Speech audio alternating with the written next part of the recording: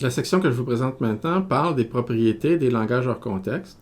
On va voir entre autres que tous les langages réguliers sont hors contexte et que les langages hors contexte sont fermés sous certaines opérations.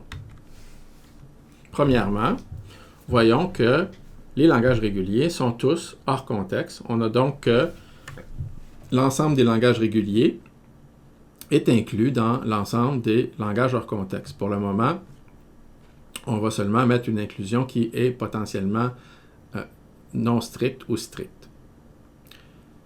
La façon de faire cette preuve-là, c'est un peu, si vous voulez, encore une fois, une espèce de compilation dans le sens où ce qu'on va faire, c'est une preuve constructive. On va montrer que si un langage est régulier, donc s'il a un automate, on peut, à partir de l'automate, construire une grammaire qui va engendrer exactement le même langage. Comment ça va fonctionner? C'est pas excessivement complexe, mais c'est un peu fastidieux. Ce qu'on doit faire, c'est qu'on doit, à partir de la grammaire, à partir de l'automate qui engendre le langage, qui est défini comme un ensemble d'états, une table de transition, un état initial et des états finaux, on devra produire la grammaire qui va permettre d'engendrer exactement le même langage. Je vous invite, après cette explication, à essayer par vous-même un exemple pour voir comment ça fonctionne. Donc, on aura que l'ensemble des variables, ça va correspondre à l'ensemble des états. Et on aura que quand une transition nous permet de passer d'un état en lisant X à un autre état B, eh bien, on aura une transition dans notre grammaire qui nous permet, à partir de la variable A, de produire XB.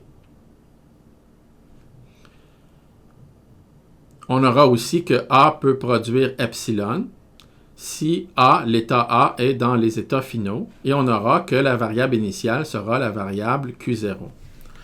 En utilisant cette compilation-là, qui n'est pas excessivement complexe, on peut montrer que le langage, si le langage est régulier, donc s'il a un automate, il aura aussi une grammaire qui permet de l'engendrer, exactement le même langage.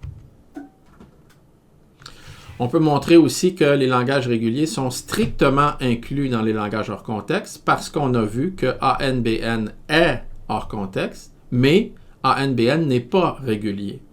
Et donc, l'ensemble des langages réguliers est un sous-ensemble strict des langages hors contexte.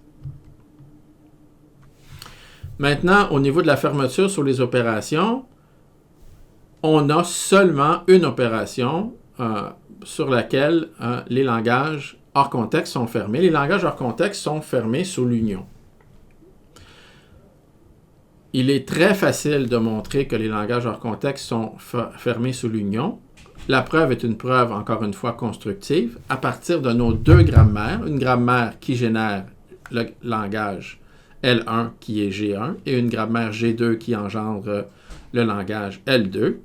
On peut très facilement produire une grammaire G3, ou plutôt G, qui va produire le langage approprié. En fait, il suffit de renommer, il suffit d'avoir nommé les variables de départ S1 pour la grammaire 1 et S2 pour la grammaire 2, et d'ajouter une transition qui nous permet, à partir de S, la variable de départ, on peut produire ou bien S1 ou bien S2. Et à partir de S1, évidemment, on peut produire n'importe quel mot du langage L1. Et à partir de S2, on peut produire n'importe quel mot du langage L2. Et donc, à partir de S, on peut produire n'importe quel mot de L1 ou de L2. C'est une construction qui est relativement simple. Maintenant, les langages hors contexte ne sont pas fermés sur les autres opérations. Donc, voyons comment ça fonctionne.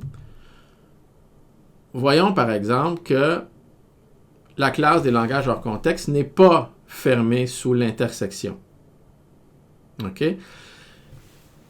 Pour montrer que les langages hors contexte ne sont pas fermés sous l'intersection, il suffit de donner un contre-exemple. Il y en a plusieurs. J'ai choisi ici un contre-exemple simple. Imaginez les deux langages suivants. Le langage L1, le langage L2. Je vous laisse en exercice de montrer qu'ils sont hors contexte. Il s'agit des langages AM, BN, CN.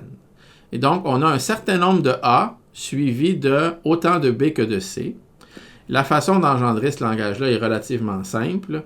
C'est très semblable à la façon d'engendrer ANBN. Et on a aussi le langage 2, qui ressemble encore plus à ANBN. C'est ANBN suivi d'un certain nombre de C. Ces deux langages-là, je vous donne en exercice de produire une grammaire qui les engendre. Ce ne sont pas des exemples qui sont particulièrement difficiles. Dans le langage L1, on exige d'avoir autant de B que de C. Et dans le langage L2, on exige d'avoir autant de A que de B. Chacun de ces langages-là est hors contexte.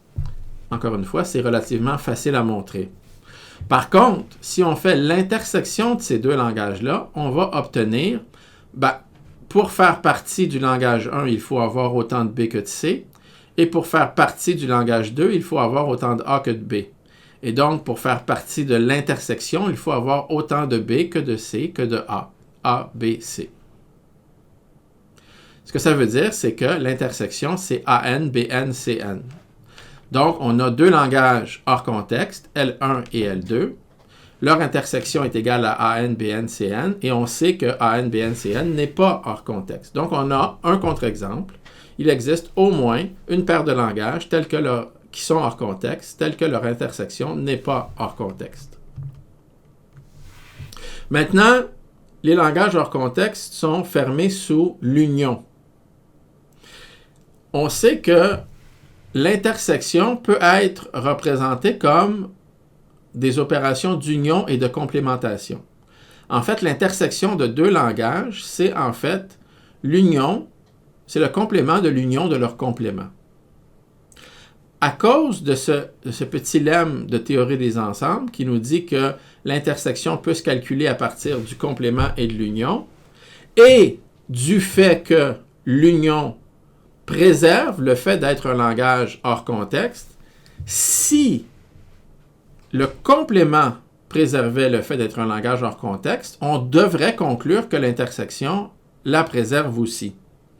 Mais comme on sait que l'intersection de deux langages hors contexte n'est pas nécessairement hors contexte, il faut absolument que la complémentation, non plus, ne préserve pas le fait d'être un langage hors contexte, sinon on arriverait à une contradiction. Donc, comme les langages hors contexte sont fermés sous l'union et qu'ils ne sont pas fermés sous l'intersection, ils ne peuvent donc pas non plus être fermés sous la complémentation. Ce que ça veut dire, c'est que les langages hors contexte sont seulement fermés sous l'union. Ils ne sont pas fermés en général sous la complémentation et ni sur l'intersection.